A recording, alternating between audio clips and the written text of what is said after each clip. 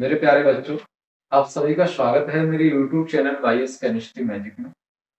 Super 50 की series में continue करते हुए, यानी कि यूनिट 1 में सॉल्यूशन वाले चैप्टर में वन वर्ड्स कर रहे हैं। एक शब्द में उनका आंसर बताना है। ये हमारे पास में एग्जाम में आते हैं। एक शब्द में इन क्वेश्चनों के इस तरह के आंसर आते हैं, पूछते हैं हमें। तो देखो बेटा, क्वेश्चन हमारा ये है कि नॉर्मलता ज्ञात करने का सूत्र बताइए। डायरेक्ट आपको कुछ नहीं करना है, नॉर्मलता का फॉर्मूला बताना है। तो इसका आंसर है एन बराबर कैपिटल एन बराबर डब्ल्यू बी अपॉन ए इंटू 1000 अपॉन बी। ये बेटा आपको फॉर्मूला यानी कि इस पहले वाले का आंसर हो गया। नॉर्मलता का ये वाला फॉर्मूला आप लोगों को एग्जाम में लिख करके आना, 1 नंबर में पूछा।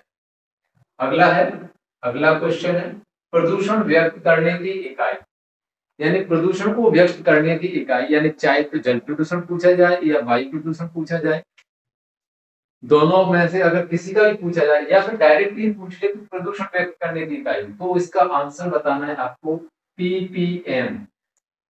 इसका आंसर है पीपीएम। इस पीपीएम की फुल फॉर्म भी मैं बता चुका हूं। इसकी फुल फॉर्म होती है पार्ट पर मिलियन। इसके बाद में अगला क्वेश्चन ये है, यानी कि ये फॉर्मूला दे रखा है इतना। अब हमको ये पूछा है कि यह व्यंजक क्या कहलाता है, यानी कि इस फॉर्मूला, ये जो फॉर्मूला है कौन से क्वेश्चन में कराया गया था, अगर आपको ध्यान हो तो ये फॉर्मूला कराया था बेटा राउल्ट के नियम में। ये फॉर्मूला है राउल्ट के नियम का, तो हम यहाँ पर लिखेंगे राउल्ट का नियम। राउल्ट का नियम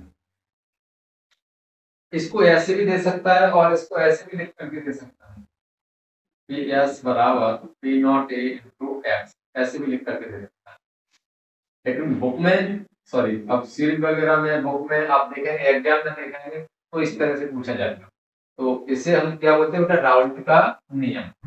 इसके बाद में अगला क्वेश्चन है मोललता का मात्रक।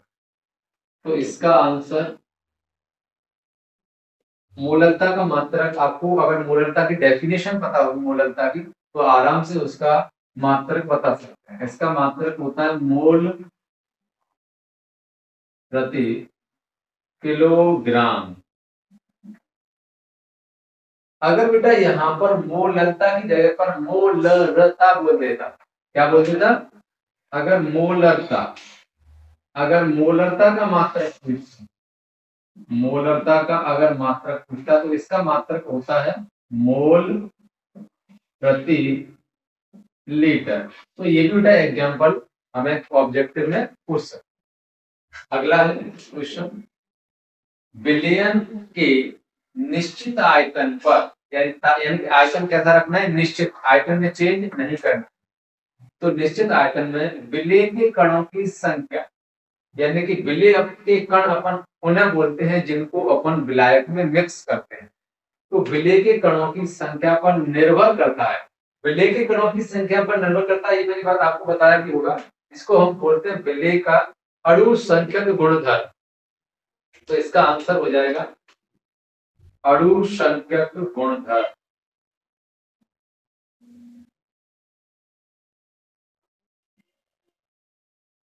अणु संख्यक गुण धर्म। जैसे मैं आपको इस वाले पॉइंट को समझा रहा हूं, इस पांचवें वाले को देखो। अगला है ऐसा मिश्रण द्रव जो बिना संगठन बदले, यानी अपना संगठन नहीं बदलता और डायरेक्ट वो किसमें चेंज हो जाता है बेटा, यानी बिना संगठन बदले वो उबलने लगता है।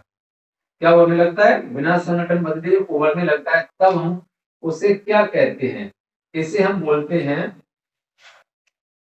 स्थिर क्वाथी मिश्रण। इसका आंसर भी यहाँ पे नोट कर देता हूं, स्थिर क्वाथी मिश्रण।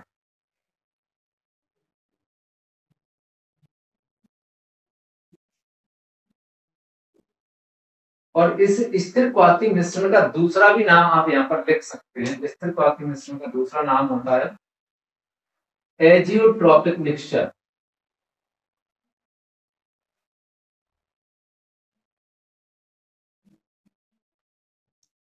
एजियोट्रॉपिक मिश्रण,